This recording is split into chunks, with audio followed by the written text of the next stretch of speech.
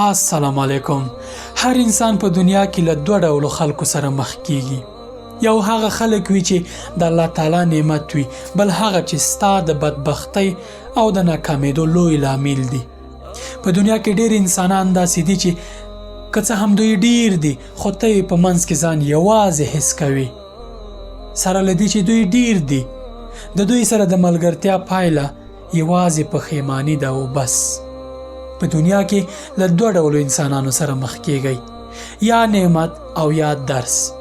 له نعمتونو استفاده وکړئ، دوی خوندي کړئ، دغه نعمتونه ځان سره خوندي وساتئ، همیشه ترې په ژوند کې استفاده کوئ. خو هغه چې درس دی، درس ته اخلئ، نور یې پرېږدئ.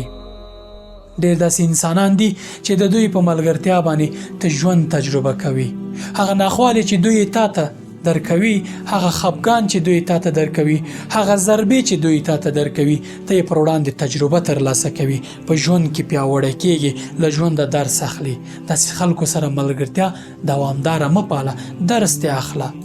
مسلمان مؤمن له یوه ځایه دوه ځله نه چیچل کېږي، له یوه غاره دوه وارې مؤمن نه چیچل کېږي. ملګرتیا ورسره کوه، خو کله چې دې تجربه کړ چې دا سړی ستا د ملګرتیا وړ نه دی، پرېږده. هغو خلکو لاس ونیسه، د هغو خلکو ملګرتیا خوندي وساته چې دوی ستا لپاره د الله تعالی لخوا نعمتونه دي. دوی په قیامت کې هم تا بریالی کوي او په دنیا کې هم تا ته مثبته انرژي درکوي. هغوی چې منفي انرژي ده، منفي انرژي نه ځان ساته. کرکه ورسره مه کوه، عقده ورسره مه پاله او ژوند ورسره مه تریخوه، ځان ترې لرې که. ځکه دغه کرکه، دغه عقده او دغه کینه چې ته دوی سره کوي، دا ستا ژوند ناکامه کوي، تا له داخله ځپي، تا خوري، تا نه یو ړوند انسان جوړوي چې ښه پرېکړه نشي کولی.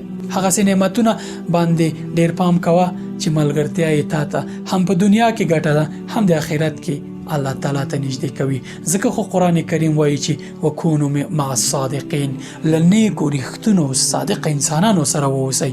دوی تاسې ته نعمتونه دي د الله تعالی له لوري.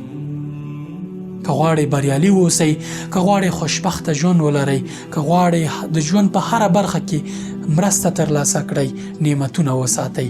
هغه بدو انسانانو نه، هغه ملګري چې تاسو ته منفي انرژي درکوي، له دوی نه ځان لرې وساتئ.